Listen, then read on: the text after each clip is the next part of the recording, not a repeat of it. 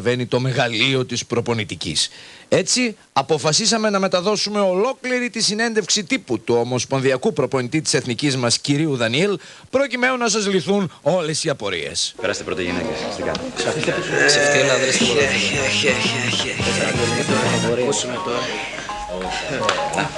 Ποτέ μου τι άλλο φαίνεται. Συνάδελφε, τι γίνεται? Να δούμε τι θα μας πει, ρε Μάγκη. Να μας πει, να έχει δώσει. Θα και αυτό μου να μιλήσει. Έλα, έρχεται. Άντε, να δούμε τώρα τι θα γίνει τώρα. Καλά, ησυχάστε, παιδιά. Λοιπόν, καταρχήν πριν ξεκινήσετε με τις ερωτήσεις σας, θέλω να εκφράσω τη χαρά μου γιατί σήμερα η εθνική μας, η Ελλάδα μας, κέρδισε χάνοντας με 4-2. Τώρα σας ακούω. Μα τι είναι αυτά που μας λέτε, κύριε Δανιήλ? Πώς γίνεται να κέρδισε η εθνική μας χάνοντας 4-2? Γίνεται, πώς δεν γίνεται. Γιατί εμείς παίξαμε καθαρά. Εμείς 11 πήγαμε στον αγωνιστικό χώρο και 11 τελειώσαμε. Όχι σαν αυτούς που έκαναν την ατιμία να δεχτούν κόκκινη κάρτα και να μείνουν με 10 παίκτες. Συγγνώμη, κύριε Δανιήλ. Τι υποστηρίζετε δηλαδή? Πως σας έκανε κακό που απέβαλε ο διαιτής έναν αντίπαλο παίχτη? Δηλαδή ήταν κακό που παίζατε με λιγότερους αντιπάλους? Δεν γίνομαι έξαλλος μαζί σου, παιδί μου, γιατί δυστυχώς δεν γνωρίζεις καθόλου από προπονητική. Ο Δανιήλ ως γνωστόν είναι 100 χρόνια μπροστά από τους άλλους προπονητές. Εμείς, βρε, είχαμε ένα σχέδιο. Το ακολουθήσαμε πιστά και στο τέλος τα καταφέραμε. Φάγαμε το πρώτο γκολ και δικαιωθήκαμε. Καλά, συγγνώμη. Το σχέδιό σας ήταν να φάτε γκολ. Βεβαίως, καθαρά ψυχολογική κίνηση.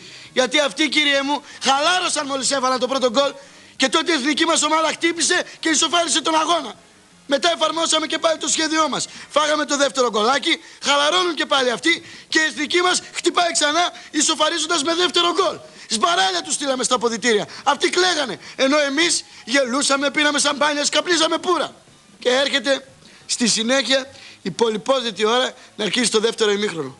Να μπούμε μέσα δηλαδή στην αρένα και να καταφέρουμε τη χαριστική βολή στο ήδη πληγωμένο ζώο. Βάσει σχεδίου σας λέω, σας το ορκίζομαι. Θα τους βάζαμε τουλάχιστον 5 γκολ. Αλλά με το που ξεκινάει το δεύτερο ημίχρονο, έρχεται η πισόπλατη μαχαιριά της διαιτησίας που αποβάλλει ένα Γερμανό παίκτη. Κάτσε ρε διαιτητή, γιατί το κάνεις αυτό? Γιατί βγάζεις το Γερμανό από το παιχνίδι και αφήνεις τους αντιπάλους μας με 10 παίκτες? Συγγνώμη, κύριε Δανιήλ, που θα επιμείνω στην προηγούμενη μου ερώτηση, αλλά πείτε μου, σας παρακαλώ, δηλαδή και εμένα και όλους εδώ, γιατί θα τρελαθούμε.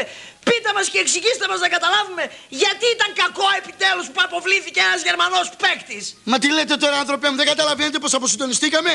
Το ξέρετε ότι ο Έλληνας παίκτης που μάρκαρε το Γερμανό που αποβλήθηκε έκλαιγε μετά γιατί έδειξε ποιο μαρκάρει ο άνθρωπος, το γνωρίζετε αυτό? Αφήστε που μόλις μείναμε και με έναν παίκτη παραπάνω, κλονιστήκαμε. Δεν το άντυξε το μεγαλείο της ελληνικής μας ψυχής. Είπαμε όχι. Δεν μπορούμε εμείς να το κάνουμε αυτό. Δεν μπορούμε εμείς οι Έλληνες να επιτεθούμε σε λιγότερους. Ωχ, τώρα κύριε Δανιήλ, τι παπαριές είναι αυτές που μας σαμπουνάτε? Παπαριές? Στο Δανιήλ είπες παπαριές? Δηλαδή, συγγνώμη για να καταλάβω. Τι θέλατε να κάνει η εθνική ομάδα, κυρία μου? Να βιάσει κυριολεκτικά έναν ανήπορο αντίπαλο? Το ξέρετε ότι ο φροντιστής της γερμανικής ομάδας, ο γνωστότατος Karl-Heinz Füße, πρώτη φορά πατούσε το πόδι του σε ελληνικό έδαφος? Να τον αφήναμε τον άνθρωπο να φύγει με τις χειρότερες εντυπώσεις? Αυτό θέλατε? Για να πηγαίναμε μετά στο Μουντιάλ και να μας δείχναν όλοι με το δάχτυλο? Να οι Έλληνες, οι φλόροι οι Έλληνες που πήγαν και κέρδισαν μια ομάδα με ένα παίκτη λιγότερο?